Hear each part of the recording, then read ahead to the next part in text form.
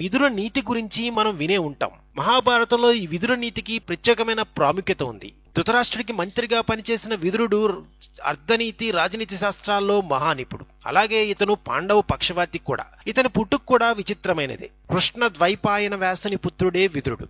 రాజా విచిత్రవీరుని భార్య అంబిక యొక్క దాసి గర్భాన్న జన్మించాడు.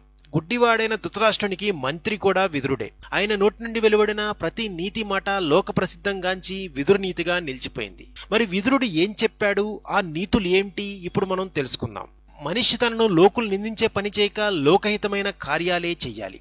పరుల పనికి ఈర్ష్యపడక నలుగురితో కలిసిమెలిసి బ్రతకాలి.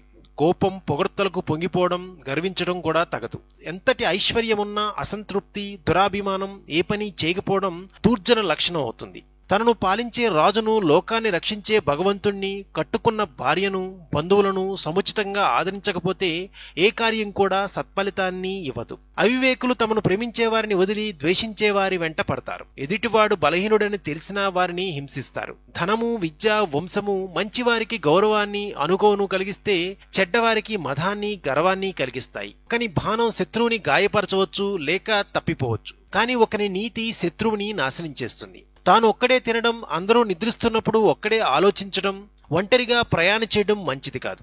లోకంలో సత్యానికి మించిన మంచి గుణం లేదు. క్షమాగుణాన్ని చేతగాని గుణంగా భావిస్తారు, కానీ దానికి మించిన ధర్మం లేదు. పరుష వేక్షములు మాట్లాడకపోవడం, పాపు పనులు చేయకపోవడం వలన మనిషి ఉత్తముడవుతాడు. బలవంతుడై శాంతంగా ఉండేవాడు, పేదవాడైనా దానం చేసేవాడు పుణ్యపురుషుడవుతాడు.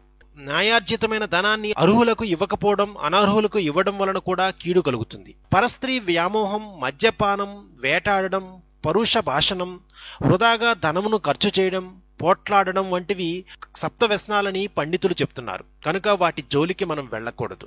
తనకు ఉచితమైన దుస్తులు ధరించడం, ఆత్మస్తుతి చేయకపోవడం, దానమిచ్చి పిదప చింతించక ఉండుట, కష్టకాలంలో కూడా ధర్మ మార్గాన్ని విడనాడక ఉండుట మంచి నడవడిని అనిపించుకుంటుంది. స్నేహం, మాటలు, పొట్లాట తనకు సమానులతో చేయాలి, కానీ అల్పులతోనూ అధికులతోనూ చేయకూడదు. తనకు ఉన్నంతలో ఇతరులకు ఇవ్వాలి. శత్రువైనా కోరిన సహాయం చెయ్యాలి. ఎక్కువగా కష్టపడి తక్కువగా సుఖపడాలి. మంచివారు పొగడ్తలకు మేలు చేస్తారు గాని కీడు చేయరు.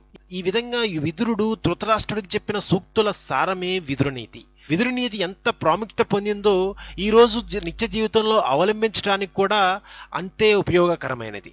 మరిన్ని ఆసక్తికర విశేషాల కోసం ప్లీజ్ సబ్స్క్రైబ్ టు రెక్ టీవీ మిస్టరీ.